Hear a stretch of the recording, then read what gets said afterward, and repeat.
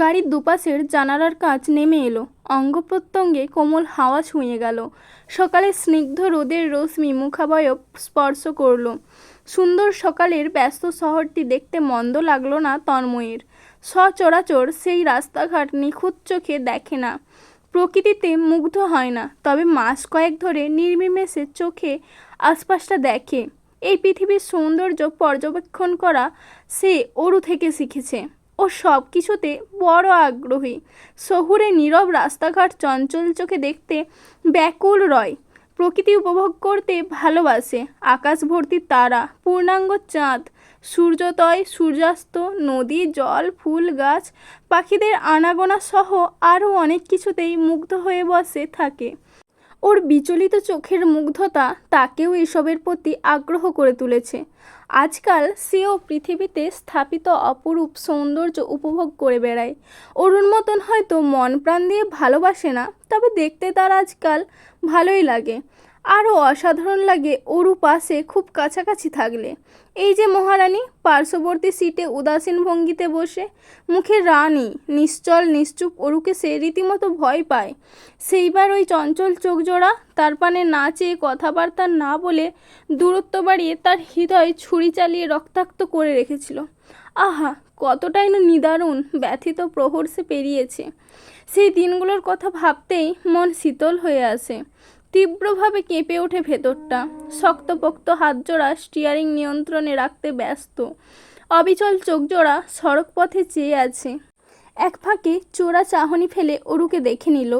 যুক্তির সুর তুলে আগ বাড়িয়ে নীরবতার সুতো ছিঁড়তে তন্ময় শুধালো, ব্রেকফাস্ট করেছিলি?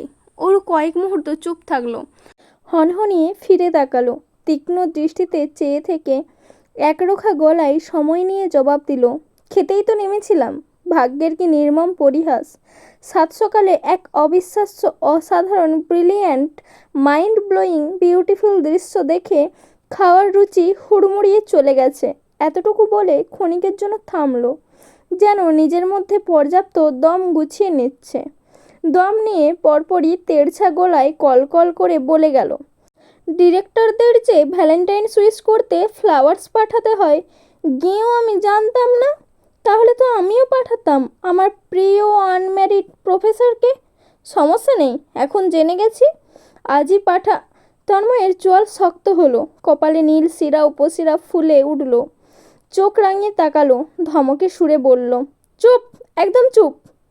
এই চাপা স্বরের ধমকটা ওরুর ঠিকঠাক হজম হলো না, বদহজম হলো বুঝি। সে ঠোঁটে ঠোঁট টিপে নাক ফুলালো, অভিমানী কণ্ঠে পরিষ্কারভাবে আদেশ ছুঁড়ল, গাড়ি থামান, আমি আপনার সাথে কোথাও যাব না, বাসায় ফিরব। তন্ময় যেন শুনেও শুনল না। বিয়ের পর মেয়েটার সাহস গুনে গুনে 10 ধাপে বেড়ে গেছে। ভয়ডর বলতে কিছুই অবশিষ্ট নেই আর। আগে যাও ধমক টমক দিলে চুপসে যেত, এখন উল্টে তাকে চুপসে যেতে হয়। শাহজাহান তন্ময়কে। প্রেয়সীর রাগিত টকবকে লালিত মুখমণ্ডল দেখে কণ্ঠ নরম করে বলল, আই ডোন্ট নো হার। যেভাবে পাঠিয়েছে সেভাবেই বাইরে রাখতে বলেছি। I didn't even touch that thing. কথার পিঠে অরু মিনমিনে গলায় বলল, সাহস দিয়েছেন বলেই পাঠানোর স্পর্ধা করেছে। আমাকেও ভার্সিটিতে যারা যারা প্রপোজাল দেবে সবাইকে পরিষ্কার রিজেক্ট করব না, দোনামোনা করব, তাহলে পিছু লেগেই থাকবে, বাসায় বুকেও আসবে। মেন রোডের পাশেতে গাড়িটা সজোরে ব্রেক কষল তন্ময়। অরু তেতো ঝাঁঝালো কথাবার্তা থামাতে পর মুহূর্তে ওর ফোলা ফোলা নরম গাল দুটো ডান হাতের সাহায্যে চেপে ধরলো। বুড়া আঙুলে ডান গালে, বাকি 4 আঙুল বাম গালে। রাগান্বিত তীক্ষ্ণ চোখে চেয়ে বলল, যে প্রপোজ করবে ওর পা ভেঙে ফেলবো। বাসায় ফুল ফাটাবে, যে হাতে ওই হাত ভেঙে ফেলবো, বোঝা গেল? রাগিত কণ্ঠখানা অসহায় হয়ে এলো এ যাত্রায়। আর কখনো বাসায় এসব আসবে না, কখনো না। চুপ এবার। অরুর চোখ মুখ ছোট ছোট হয়ে এলো, হৃদয় কুঁচকে গেল। তন্ময় ওর গাল ছাড়লো, মুখটা দৃষ্টির কাছাকাছি থাকায় স্পষ্ট দেখলো ফর্সা গাল দুটো রক্তিম হয়ে গিয়েছে, আঙুলের ছাপ বসেছে। চোখের পলকে মাথাটা এগিয়ে ঝটপট দুগালে গাঢ় চুমু বসিয়ে দিল। অরু আশ্চর্য হলো এতটাই যে চোখ জোড়া বড় বড় হয়ে এলো। তন্ময় নিরুদ্বেগ ভঙ্গিতে পুনরায় গাড়ি স্টার্ট করলো, যেন কিছুই হয়নি। কিছুক্ষণ পূর্বে সড়ক পথে দৃষ্টি রেখে প্রশ্ন ছুড়ল, কেএফসি যাচ্ছি, তবে পার্সেল আনবো নাকি ওখানে বসে খাবি? ওরু তখনও স্তব্ধ, তবে দৃষ্টি ছন্ন ছাড়া এলোমেলো। ভুলবশতও তার দিকে চাইছে না, জড়সড় ভাব পোষবার।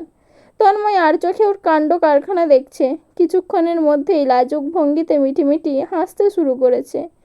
ওর পূর্বের অভিমান পটলা পুটলি বেঁধে পালিয়েছে, চঞ্চলতা ফিরেছে দৃশ্যমান রূপে। রয়ে শয়ে মিহি গলায় জানায়, ভিড় হবে আজ, পার্সেল আনুন, গাড়িতেই খাবো। কেএফসির সম্মুখে গাড়ি থামালো তন্ময়। বেরিয়ে অরুকে ভেতরে রেখেই গাড়ি লক করলো চাবি দিয়ে। এগুলো কেএফসির ভেতর। অরুর কথা মতন আজ দারুণ রকমের ভিড় কেএফসি জুড়ে। কপত কপতি দিয়ে প্রত্যেকটি টেবিল বুকড, দাঁড়ানোর জায়গাটুকু অবশিষ্ট নেই। পার্সেল নিয়ে বেরোতে তন্ময়ের 15 মিনিট লাগলো। খাবার অরুর হাতে ধরিয়ে পুনরায় গাড়ি স্টার্ট করলো। উদ্দেশ্যহীন। অরুকে ঘুরিয়ে ফিরিয়ে বাড়ি ফিরতে ফিরতে সন্ধ্যা 7টা। দুয়ার পেরোতেই আশ্চর্যজনকভাবে অয়নকে দেখা গেল। সে লিভিং রুমে বসে, হাতে চায়ের কাপ। তার সম্মুখে মোস্তফা সাহেব শক্তপোক্ত মুখ করে বসে। দোতলার পিলারের পেছনে সাবিহা নিজেকে আড়াল করে দাঁড়িয়ে। অরু আর চোখে মোস্তফা সাহেবের গম্ভীর মুখ দেখে দোতলায় চলে গেল। দাঁড়ানোর সাহস পেল না। তন্ময়কে দেখতেই দাঁড়াতে চাইল অয়ন। তন্ময় হাতের ইশারায় বসবার তাগাদা দিল। নিজেও ওর পাশে এসে বসলো। জিজ্ঞাসা করলো, কি খবর, চোখ মুখ এমন কেন? অয়ন আর চোখে ভবিষ্যৎ শ্বশুরের মুখ পানে চেয়ে বলল, সাবিহাকে ঘণ্টাখানেকের জন্য নিতে চাচ্ছিলাম। তন্ময় হেসে সাবলীল গলায় বলল, তো যাও নিয়ে, কে আটকেছে? সাবিহা কোথায়? পরপর উচ্চকণ্ঠে ডাকলো, এই সাবিহা, অয়ন অপেক্ষা করছে, তৈরি হয়ে নাও। মোস্তফা সাহেব আর কিছু বললেন না, তবে তার মুখাবয়ব পরিষ্কার জানাচ্ছে তিনি অসন্তুষ্ট। সাবিহা তৈরি হয়েই ছিল, ভাইয়ার পারমিশন পেতেই নেমে এলো সঙ্গে সঙ্গে। এতে খানিক নির্বাক হলেন মোস্তফা সাহেব। পুনরায় চোখের সামনে পরিষ্কার হলো, মিয়া বিবি রাজি তো কে করেগা কাজী, কিছুই না, চুপচাপ দেখবেন শুধু। অয়ন সালাম জানিয়ে সাবিহাকে নিয়ে বেরিয়ে পড়ল। তন্ময় উঠে দাঁড়ালো। সিঁড়ির দিকে যেতে যেতে বাবার উদ্দেশ্যে বলল, শুক্রবার অয়নের বাবা মা আসবেন, সাবিহাকে আংটি সেদিন পরিয়ে যাবেন। মোস্তফা সাহেব বোঝবার ন্যায় মাথা দোলালেন। আংটি পরিয়ে গেলে বিয়ের দেরি নেই, আগামী মাসেই বিয়ের তারিখ পড়বে হয়তো।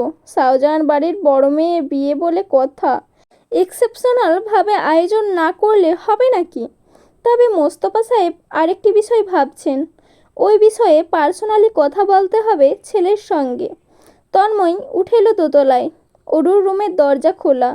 যাবার সময় না চেয়েও তাকিয়ে বসলো। অরু দাঁড়িয়ে ড্রেসিং টেবিলের সামনে, ব্যস্ত হাতে অর্নামেন্টস খুলছে। তন্ময় ঠাঁই দাঁড়িয়ে কিছু মুহূর্ত দেখল। অরু এক পর্যায়ে মাথা ঘুরিয়ে তাকালো। দৃষ্টিতে দৃষ্টি নিবদ্ধ হলো। আশ্চর্য অরু শুধালো, কি হয়েছে? তন্ময় শব্দ করে গলা পরিষ্কার করার ছুতোয় নিজের রুমের দিকে যেতে নিয়ে বলল, এক মগ কফি দিয়ে যা।